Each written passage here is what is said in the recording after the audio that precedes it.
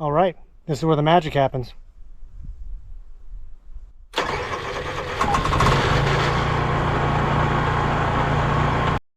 Welcome back, everyone. Let's get to work. Hey guys, just thought I'd take a few minutes. I was going to go through quickly how to hook up a AGS, or an automatic generator start, for a Schneider system into this Honda 3000 SI. It's a little bit complicated in here, and I'll kind of go through the main steps, and I also have a wiring schematic that I'll show you that I put together and made myself to make this thing work. It took me a lot of trial and error and guesswork to try and get things working properly, but runs pretty good now. And then I also converted this same unit to propane, and I'll do a separate video on that if you want to check that out as well. Other than that, so I'll go through the wiring and I'll show you why it's a little bit of an issue when you're trying to get this system to work properly. So the first thing I'll show you here is the schematic that I have. So I put this schematic together. So what I'll do is I'll just put the schematic up on screen, and the key things to look up for here is that you're looking for this main wiring harness.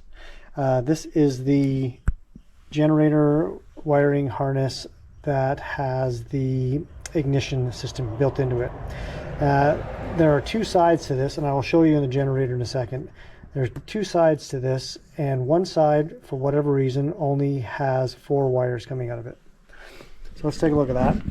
Okay, this is the wiring ignition harness for the generator. You'll see when you pull this pin side apart how you have 5 pins in here. This side only has 4, to which I have actually taken one out, which is this wire right here. So this wire right here gets interrupted. So what happens with these Honda generators is they have a ground to magneto in the ignition system. So as opposed to some motors that when you turn the key on, it engages the magneto system. What this does is when you turn the key on, it disconnects the magneto. And when you turn the key off, it grounds out the magneto. So what you have to do is you have to interrupt that particular wire for the magneto. And when we go back on here, you'll see that this is the black-brown wire that comes out.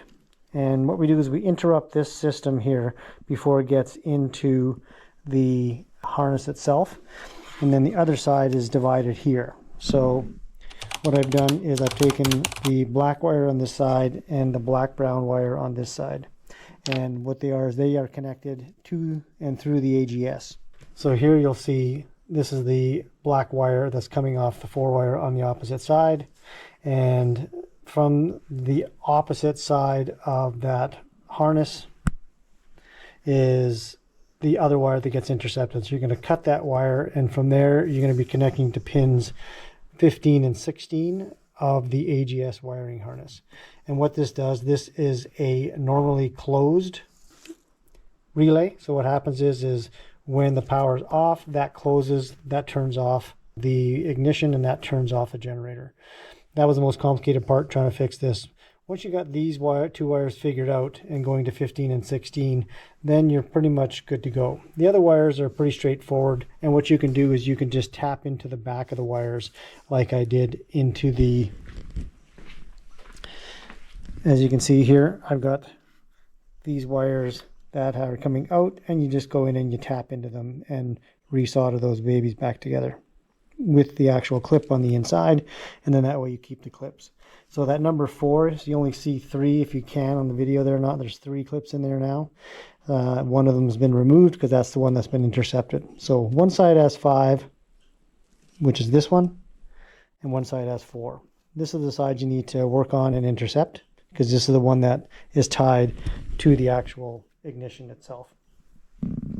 Once you have that, you can follow the wiring colors pretty easily to get back into the AGS system. And so then all these wires I have coming out, and I have them coming down, and I use what I had on hand, which was a trailer wiring harness that has these 4, and then these 2 wires are utilized for the run signal. So on these Honda generators, this DC port does not start to operate until the generator is actually running. And so I've used this DC port, taking the junction off the wires in the back to provide a run signal. And so that's what you can see here on the schematic. This is the DC port on the back. These two run signals go up to 12 and 13, which are the corresponding wires up here, and they give you a color here. So looks like violet and black.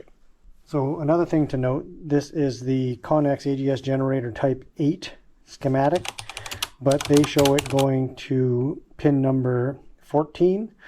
You have to change that to 15 in order for it to be a normally closed relay, otherwise it goes to the normally open. And so by switching that around, makes the system work.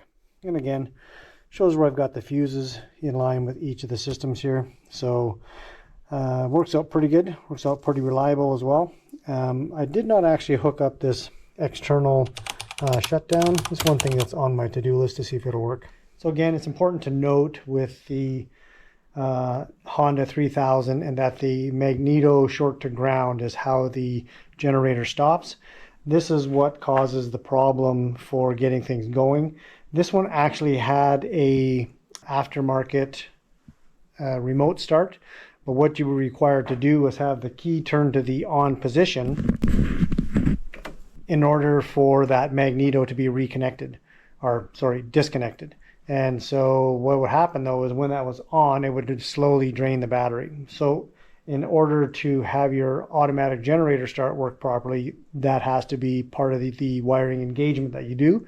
And by doing that, that allows the generator to remain with the key off position. Therefore, it's not going to actually drain the battery or have any kind of parasitic draw while it's sitting there waiting to run. So also, one of the things you will have to do is set up a system so that if you've got the generator disconnected from the AGS, you need to reconnect that Magneto wire. And so I've created this dummy plug that just connects that wire back together into here, and then I can plug that back in. So if I need to pull the generator out from where I'm working and I need to be able to start it still, I need this to be able to actually start it. So again, if you're going to be able to remove the generator to do work on it or to do maintenance and or just temporarily move it to use it, it won't be able to start if it's connected, wired up for that AGS, because that Magneto wire has been cut.